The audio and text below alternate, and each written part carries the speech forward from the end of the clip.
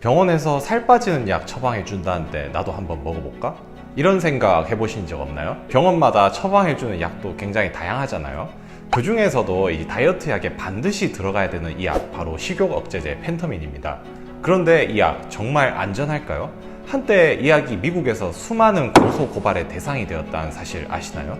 다이어트 약 먹어보신 분들이라면 영상 뒤로 가기 눌러주세요. 굉장히 불편할 수 있습니다.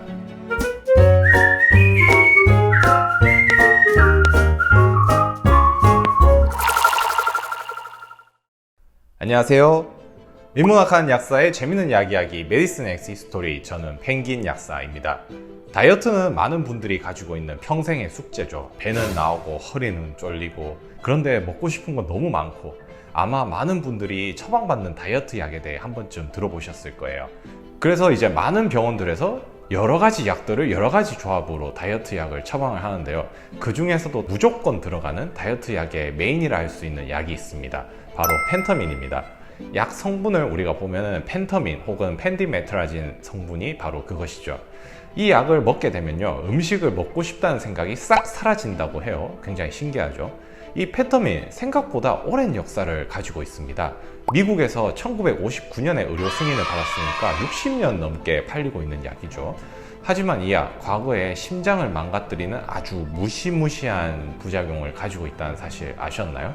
많은 분들이 어렴풋이나마 그냥 다이어트 약 부작용 많다던데 라고 정도만 알고 계셨을 텐데요. 이번 시간엔 다이어트 약 펜터민의 부작용과 이와 관련된 사건, 사고에 대해 이야기해보고자 합니다.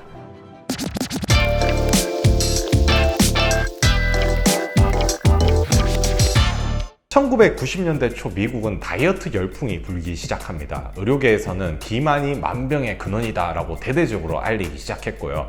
미디어에서는 날씬하고 또 근육질의 몸을 보여주면서 이런 몸이 이상적인 몸이다 라는 인식을 대중들한테 심어주었죠. 많은 다이어트 관련 프로그램과 책들이 불티나게 팔렸고, 이는 의학계도 마찬가지였습니다. 시대의 기류를 타고 혜성처럼 등장한 약이 있었는데요. 바로 펜펜이라는 별명으로 불리던 약이었습니다. 바로 펜플로라민과 펜터민을 말했는데요. 펜플로라민은 그전에도 이미 식욕 억제제로 사용이 되고 있었어요. 그런데 졸음 부작용이 심해서 인기가 별로 없었거든요. 반면에 펜터민이라는 성분은 이 각성 작용이 있는 식욕 억제제였어요. 그러다 보니까 이 제약회사인 와이어스 파마슈티컬사에서 이렇게 생각했죠. 그러면은 둘이 합치면은 졸리지 않은 식욕 억제제가 되겠네. 그래가지고 이제 펜펜이라는 별명의 약이 등장합니다. 이 약 나오면서 어떻게 됐을까요? 대박이 납니다. 약이 미친 듯이 팔렸대요. 1996년 기록에 보면요, 매출이 3억 달러, 우리 돈 3,500억 원이었고 1년에 1,800만 개의 다이어트 약 처방전이 나왔다고 해요. 당시의 미국의 모습은 지금 우리나라의 모습과도 굉장히 비슷한데요. 우리가 식욕 억제제는 사실 비만이 심각한 사람들한테 써야 된다는 사실을 알고 있고 또 그렇게 권고하지만은 사실상 통통한 사람도, 심지어 마른 사람들도 병원에 가서 처방해주세요 말만 하면은 아주 쉽게 처방전을 받고 또 약을 먹을 수 있었다고 해요. 이렇게 약을 접한 사람들이 펜펜을 이렇게 불렀다고 하죠. The Miracle, 기적의 약. 하지만 이 기적은 곧 끔찍한 악몽으로 돌아옵니다.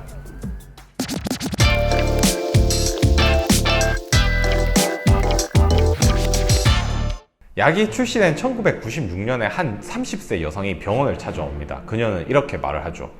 의사 선생님, 제가 요새 숨도 쉬기 굉장히 힘들고요, 힘도 없고요, 가슴도 너무 답답해요. 그러면 심장 문제일 수 있으니 심장 검사를 해봅시다. 근데 의사가 이상한 사실을 발견해요. 원래 두근두근 뛰어야 될 심장이 두근두근 이렇게 뛰는 거예요. 놀랍게도 미국 전역에서 이런 심장 판막 이상 사례 환자들이 동시다발적으로 발생합니다. 이들의 공통점이 바로 이 펜펜을 복용한 환자들이었다는 점이죠. 앞서 말한 이 첫 여성은요, 약을 먹은 지 한 달밖에 안 됐는데 심장이 그렇게 뛰었다고 해요. 결국 그녀는 1년 뒤에 사망하고 맙니다. 펜펜의 대표적인 부작용이 바로 이 PPH, 원발성 폐고혈압이라는 질병인데요. 이게 뭐냐면 폐로 피를 운반하는 혈관이 좁아지는 병을 말해요. 피를 통해서 산소를 못 받는 폐가 이제 산소 결핍이 되고 점점 폐가 손상이 되고요. 심장 입장에서는 왜 폐가 피로 덜 가는 거지? 더 열심히 내가 짜야겠다, 이렇게 해서 무리하게 일을 하게 되고요. 결국에는 심장이 비대해지고 심부전을 유발하게 되는 아주 무서운 질병이죠. 1997년에 저명한 의학 저널인 뉴 잉글랜드 저널 오브 메디슨에 따르면요, 펜펜을 쓴 3명 중에 1명이 비정상적인 심장 문제를 보였다고 해요. 다른 연구에서는 약을 먹은 1000명의 환자 중 20%가 심장 안에서 피가 역류하는 현상을 보이고 38명의 환자는 결국 심장 판막 수술을 받았다고 합니다. 결국 FDA는 해당 약물 승인을 철회하고 판매를 금지시켰지만 이미 너무 많은 사람들이 이 약을 복용했다는 사실이죠. 게다가 이 원발성 폐동맥 고혈압은 치료법이 없는 병이었고요. 혈관과 심장 손상으로 인해서 사람이 사실 바로 죽는 게 아니잖아요. 아주 서서히 사람을 죽인다는 게 문제였죠. 약을 먹고 10년, 20년이 지나서 문제가 생기는 경우도 있었어요.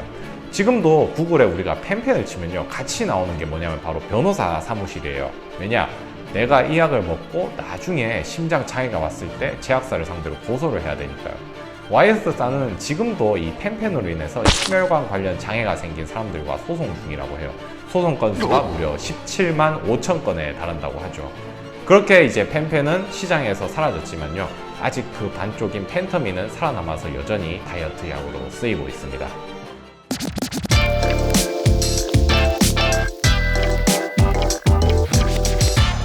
암페타민이라는 약이 있어요. 1933년에 미국에서 발명된 약물인데 굉장히 강력한 각성제입니다. 우리가 히로뽕으로 알고 있는 이 메스암페타민의 주 재료로 쓰이는 약물이기도 하죠. 이 암페타민이 2차 세계대전 때 병사들 자양 강장제로 쓰였거든요. 잠 오지 말라고. 그런데 이 암페타민을 맞은 병사들이 하나같이 배가 고프지 않았다라고 말을 해요. 우리가 근데 실제로 생각해보면 싸울 때나 또는 뭐 굉장히 긴급한 상황, 도망칠 때 배고프다는 생각 안 하잖아요. 마찬가지로 암페타민이 각성 효과를 일으키면서 동시에 이 식욕 억제 효과가 있었던 거죠. 여기서 아이디어를 얻어가지고 암페타민의 구조를 조금만 바꾸어서 만든 약이 바로 이 펜터민입니다. 실제로 보면 구조가 비슷해요. 그럼 펜터민의 부작용은 뭘까요? 대표적인 부작용이 가슴이 심하게 두근거리고 밤에 잠이 안 오거나 고혈압이 오고 손발이 떨리거나 신경질을 많이 내고 또 변비가 올 수 있다고 해요. 예전에 이런 사건이 있었어요. 결혼을 앞둔 한 예비 신부가 단기간에 이제 살을 빼기 위해서 약을 먹었는데 머리카락이 빠지고 또 극심한 정신 이상 증세를 보여서 결국 정신병원으로 입원된 적이 있었어요. 그래서 예비 신랑이 이 약을 처방한 의사를 대상으로 손해배상 청구 소송을 했던 사례가 있었죠. 여기 우리가 약 표지를 보면요, 시뻘건 글씨로 아주 선명하게 적혀 있어요. 향정신성 의약품. 이런 약들이 이제 무서운 정신질환 부작용도 일어날 수 있다는 사실 잊지 말았으면 합니다. 다행히도 펜터민은 앞선 펜펜처럼 심각하고 또 굉장히 많은 사람들이 걸리는 이런 광범위한 부작용 사례는 나타나지 않고 있는데요. 문제는 안정성에 대한 장기간 연구 결과가 없다는 사실이에요. 펜터민을 먹고 20-30년 후에 어떤 부작용이 나올지는 아직 모른다는 거죠. 그래서 우리가 이 약을 처방할 때 최대 4주 이내에 단기간으로 처방을 내는 이유가 거기에 있습니다.